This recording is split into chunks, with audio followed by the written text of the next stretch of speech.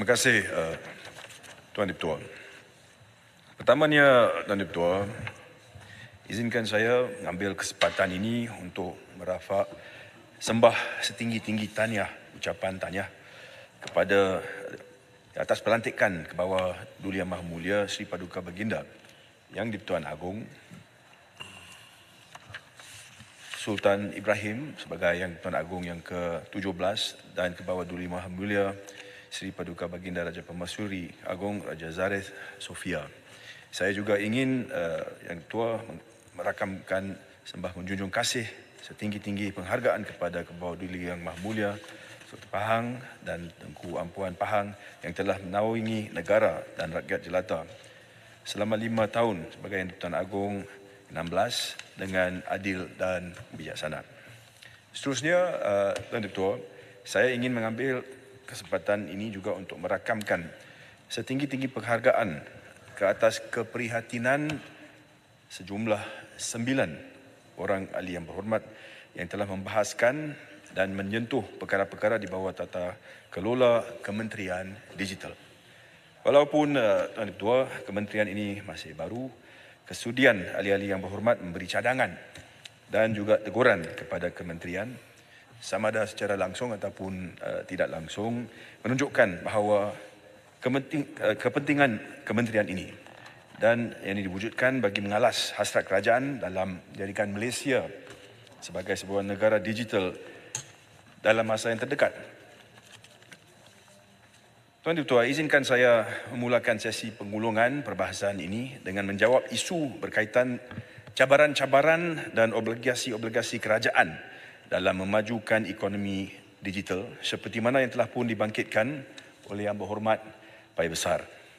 Untuk makluman Yang Berhormat Pai Besar, penstrukturan semula pentadbiran kerajaan perpaduan yang telah dilaksanakan pada penghujung tahun lalu, Tuan Dipertua, menyaksikan lahirnya Kementerian Digital seiring dengan hasrat kerajaan untuk menjadikan Malaysia sebuah negara digital yang berteraskan kepada 3 tonggak utama, iaitu pertamanya kerajaan digital, keduanya ekonomi digital dan ketiganya masyarakat digital.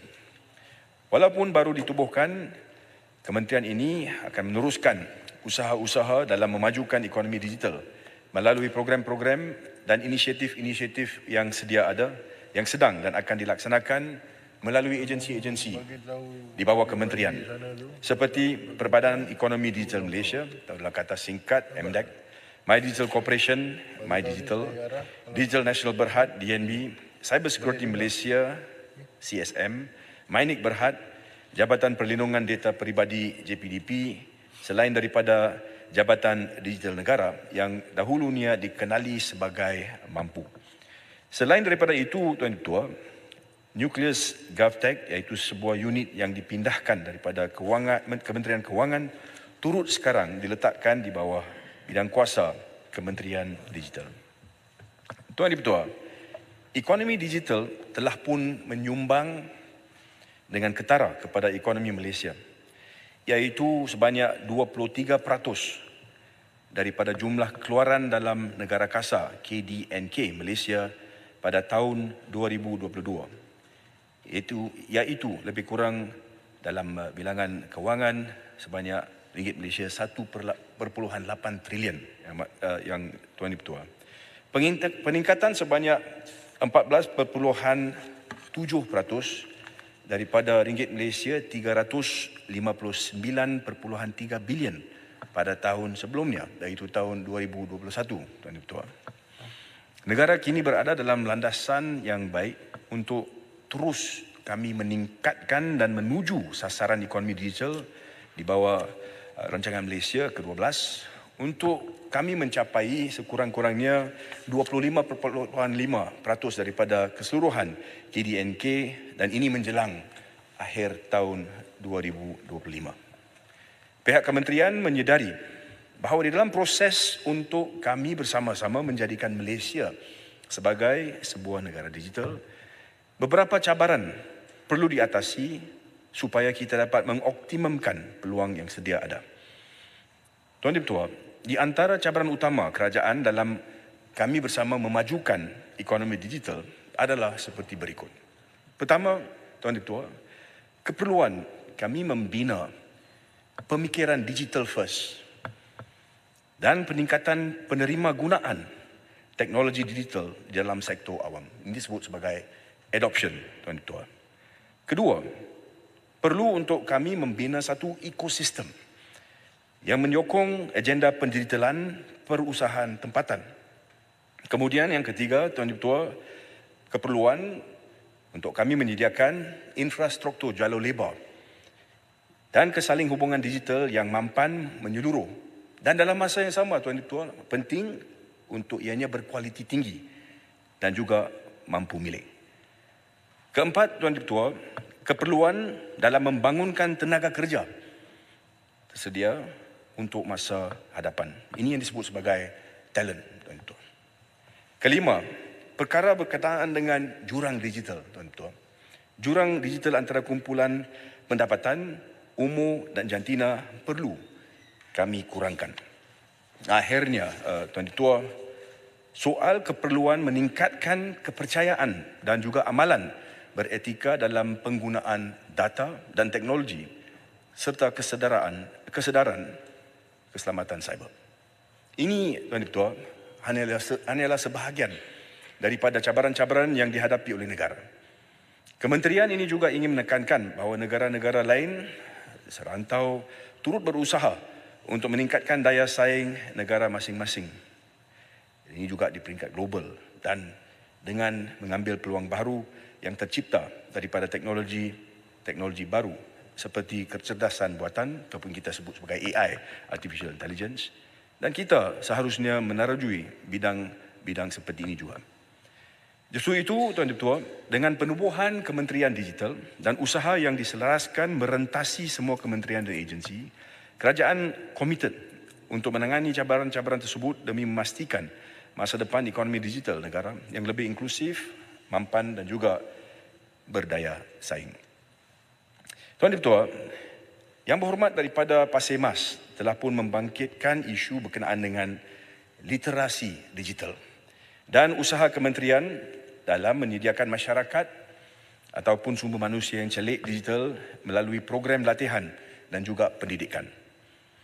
Bagi menyediakan peluang kepada rakyat secara umumnya termasuk golongan di luar bandar untuk memanfaatkan ekonomi digital, Kementerian Digital melalui agensinya iaitu MDEC telah melaksanakan beberapa program-program buat tujuan membangunkan kemahiran dan juga pengetahuan di dalam bidang ekonomi digital, termasuk dalam aspek menjana pendapatan melalui platform ekonomi digital, serta juga, Tuan Ketua, meningkatkan kemahiran digital di peringkat sekolah. Sehubungan dengan itu, Tuan Ketua, program-program yang telah pun dilaksanakan oleh MDEC sebelum ini yang kami masih teruskan adalah seperti berikut. Pertama, Tuan Ketua, kita ada program e-rezeki yang menyediakan platform digital untuk membantu, memprofil, melatih dan memadankan golongan D40 dan M40 dengan peluang-peluang tugasan atau juga pekerjaan daripada platform-platform digital yang mengguna pakai model ekonomi gig dan juga ekonomi perkongsian atau yang disebut sebagai gig and sharing economy. Tuan Ketua, sehingga Disember tahun 2023, seramai 420,000 individu telah dilatih lebih kurang dan sebanyak 1.041 orang telah pun berjaya melalui program ini dan menjana pendapatan, Tuan Ketua, yang dianggarkan di dalam ringgit Malaysia 2.03 bilion ringgit Malaysia. Ini menunjukkan betapa pentingnya penekanan terhadap ekonomi digital. Kedua, melalui program Global Online Workforce ataupun yang kita kata dalam kata singkat GLOW yang merupakan subprogram daripada program e-rezeki yang saya sebut tadi, latihan dan juga bimbingan diberikan untuk memperkasakan kemahiran peserta agar mereka mampu menjana pendapatan bernilai secara tinggi secara online dan remotely, hasil daripada penawaran perkhidmatan profesional mereka kepada pelanggan tempatan dan juga pelanggan-pelanggan antarabangsa. Sehingga Disember 2023, Tuan Dipertua, saya dimaklumkan sejumlah lebih kurang 105,000 individu telah pun berjaya dilatih dan seterusnya berjaya menjana pendapatan yang terkumpul yang merangkumi jumlah sebanyak ringgit Malaysia 282 juta. Kemudian Tuan Dipertua, kita ada program e-usahawan, iaitu satu program yang dilaksanakan melalui latihan pembelajaran untuk melatih individu, pelajar dan juga usahawan-usahawan mikro berkenaan ilmu keusahawanan digital bagi menjana pendapatan, menjalankan pemasaran produk serta meningkatkan penjualan. So, ini adalah satu program yang dirangka untuk pastikan kejayaan usahawan-usahawan mikro tersebut. Tuan Dipertua, sehingga Disember 2023, seramai lebih kurang 563,000 usahawan telah pun dilatih. Jumlah yang besar. Di mana di antara mereka sebanyak lebih kurang 239,000 telah berjaya merekodkan impak jualan sebanyak, Tuan Dipertua, 1.24 bilion ringgit Malaysia. Keempat, kita ada program My Digital Maker.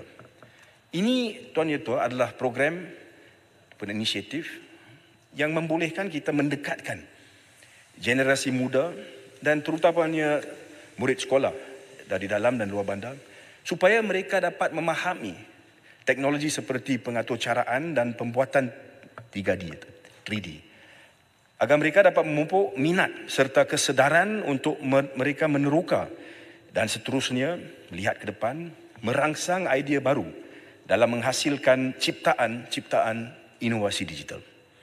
Ia juga diperkenalkan dan Dipertua supaya kita dapat mewujudkan modal insan untuk memenuhi keperluan revolusi industri 4.0 dan yang cukup penting supaya kita dapat mentransformasikan murid-murid sekolah di Malaysia daripada menjadi pengguna kepada menjadi pencipta.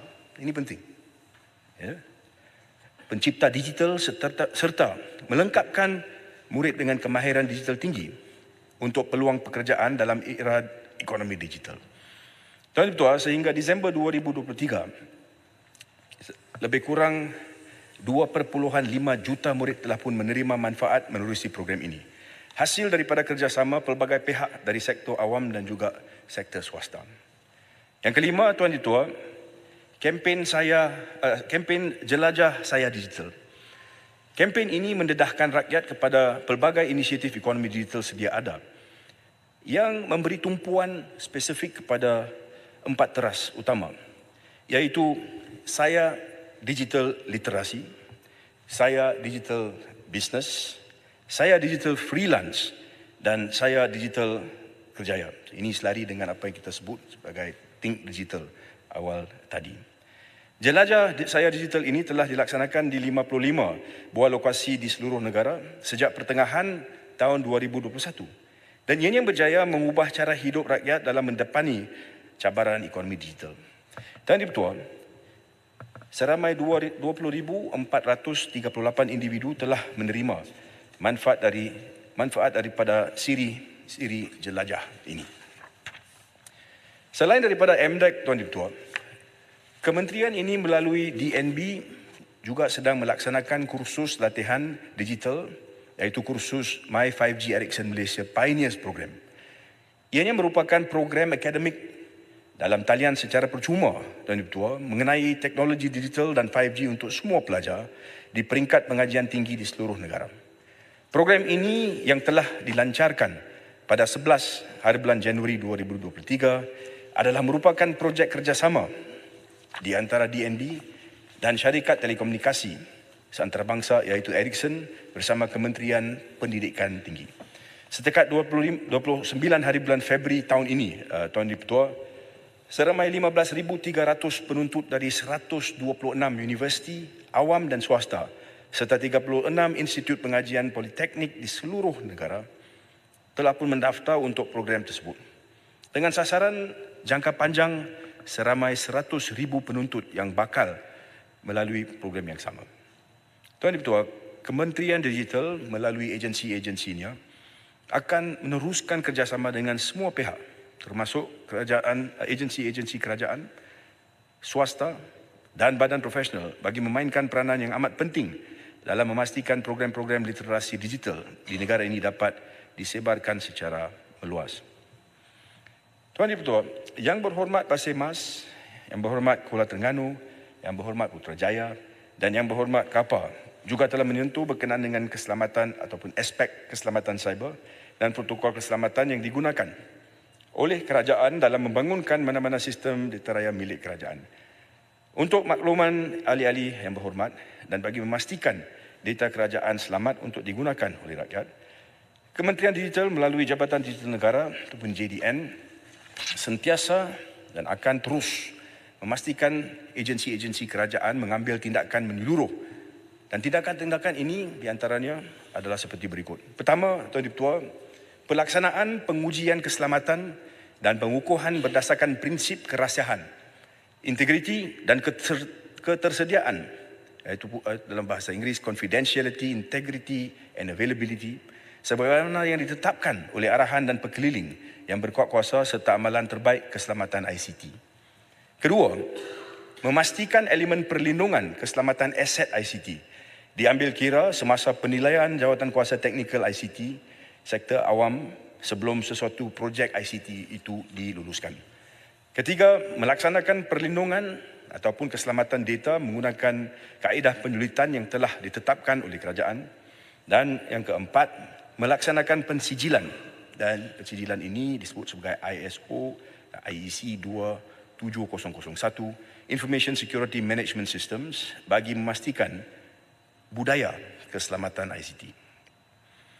Tuan Dipertua, selain daripada memelihara aspek-aspek keselamatan sistem data raya kerajaan, pihak kementerian melalui Cyber Security Malaysia juga turut berusaha meningkatkan keselamatan cyber negara dengan kita menyediakan perkhidmatan perlindungan keselamatan ekosistem cyber untuk mengenangi ancaman dan serangan cyber seperti jenayah penipuan atau scam, Tuan Dipertua, melalui program pembekasaan keselamatan cyber yang merangkumi 3 komponen utama, iaitu keselamatan berkaitan dengan insan, people, processes dan teknologi. Berkaitan dengan insiden keselamatan cyber yang dibangkitkan oleh ahli-ahli yang berhormat, data daripada Cyber Security Malaysia menunjukkan tren yang meningkat dari 2016 sehingga 2022. Pada tahun 2022, Tuan Dipertua, sejumlah 7,192 insiden keselamatan cyber telah pun dilaporkan kepada Cyber 999. Dan ini berbanding dengan jumlah 5,575 kes pada tahun sebelum daripada itu, iaitu tahun 2021. Dan sejumlah 4,194 kes pada tahun 2020. Walau bagaimanapun, insiden keselamatan cyber yang telah direkodkan pada tahun yang lalu, 2023, terdapatnya penurunan yang ketara, Tuan Dipertua, iaitu kepada sejumlah 3,232 kes, Tuan Dipertua. Usaha menjamin keselamatan cyber turut menuntut sinergi strategik, dan ini adalah sinergi dengan agensi-agensi yang lain. Justru itu, Tuan Dipertua, satu mesyuarat Jawatankuasa Kerja cadangan penggubalan undang-undang baharu berkaitan dengan kemudaratan jenayah dalam talian yang dipengurusikan bersama oleh Yang Berhormat Menteri Jabatan Perdana Menteri Undang-Undang dan Reformasi Institusi, saya iaitu Menteri Kementerian Digital, dan juga Yang Berhormat Menteri Komunikasi, telah diadakan sebanyak 2 kali, iaitu pada 5 Februari dan juga semalam, Tuan Dipertua. Inisiatif cadangan penggubalan undang-undang baharu ini adalah untuk kami mencari jalan bagaimana dapat kita menangani masalah, iaitu isu berkaitan jenayah cyber, termasuk membendung kegiatan penipuan di dalam talian yang semakin berleluasa. Selain mencerminkan keprihatinan kerajaan Madani dalam memastikan keselamatan rakyat di dalam alam cyber tidak terus terancam.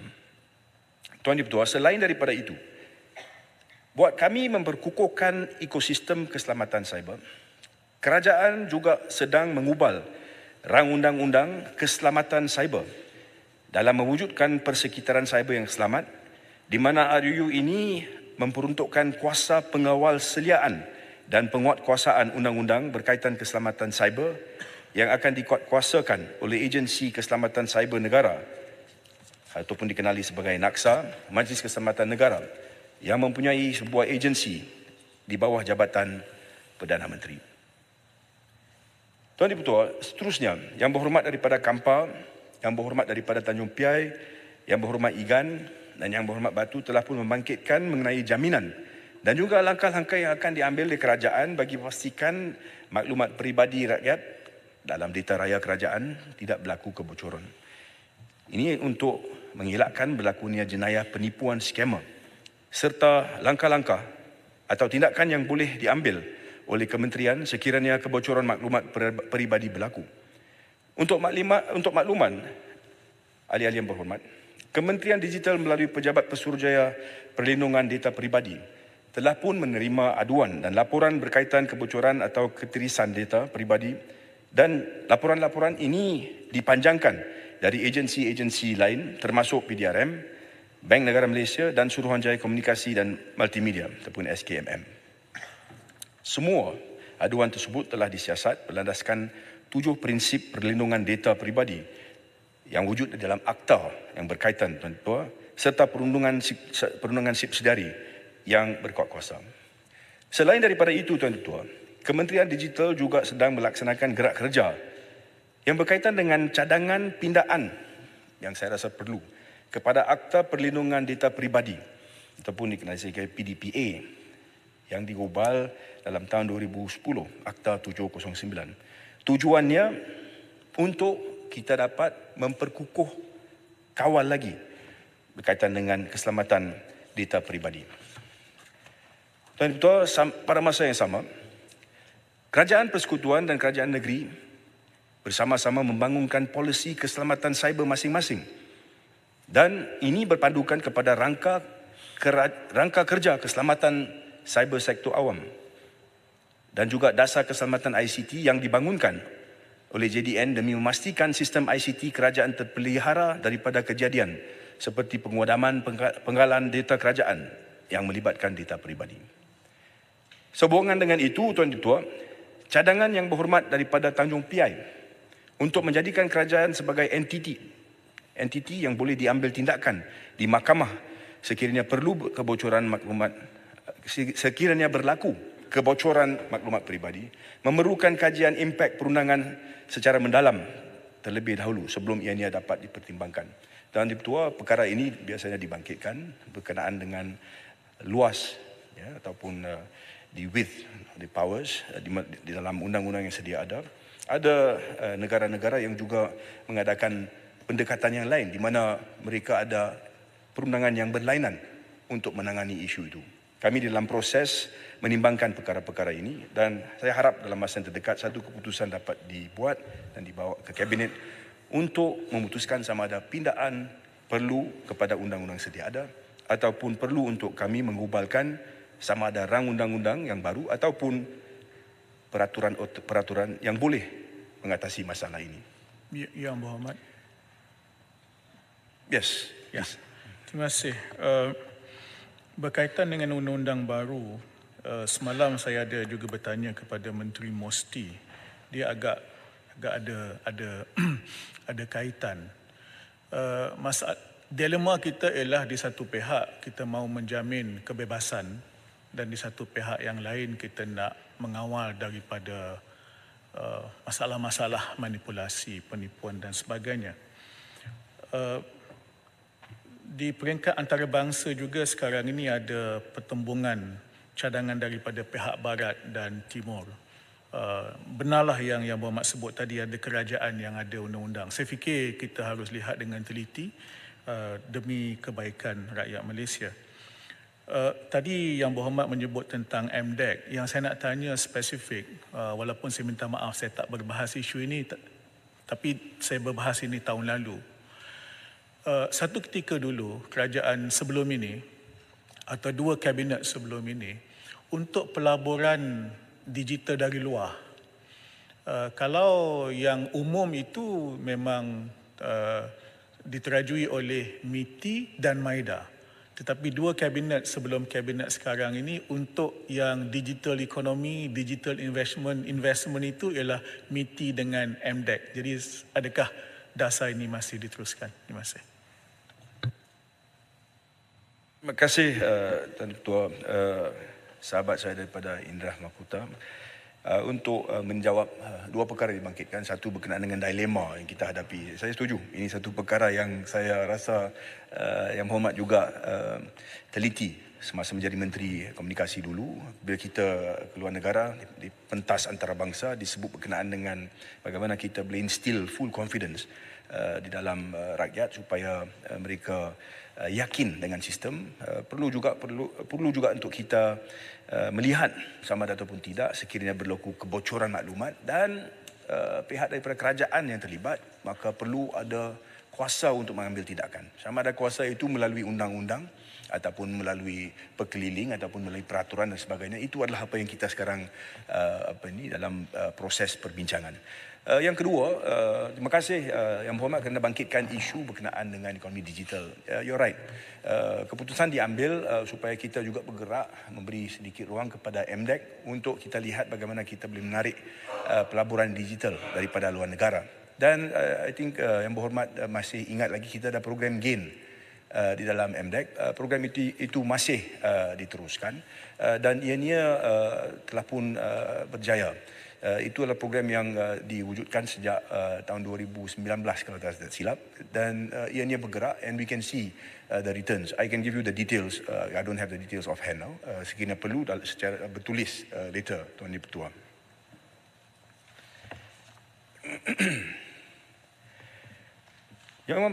Tuan Ketua, izinkan saya teruskan. Kementerian Digital melalui JPDP, Jabatan Digital Negara dan juga Cyber Security Malaysia akan teruskan kerjasama yang erat yang saya rasa sangat diperlukan, ya. Dan ini kerjasama secara strategik dengan semua pihak yang berkepentingan. Pihak-pihak yang berkepentingan, maksud dia NAKSA, kita juga ada CGSO, kemudian kita ada SKMM seperti mana saya sebut tadi, dan juga Polis Diraja Malaysia, supaya kita dapat bersama-sama membangunkan, memperkasa, melestari dan mengukuhkan prasarana serta ekosistem keselamatan cyber negara yang melibatkan kebocoran sekiranya ada data peribadi rakyat, menerusi pendekatan secara holistik dan menyeluruh. Dan tuan akhir sekali, bagi pihak Kementerian Digital, saya sekali lagi ingin mengambil kesempatan ini untuk mengucapkan terima kasih kepada semua ahli yang berhormat yang telah membahaskan semua isu yang berkaitan dengan Kementerian Digital serta saranan dan cadangan yang telah pun dikemukakan. Tuan-tuan, selain daripada di dalam Dewan ini, sekiranya ada sebarang pendapat atau cadangan yang boleh membantu, kami sedia untuk mendengar dan duduk berbincang buat kebaikan negara. Terima kasih, Tuan Ketua.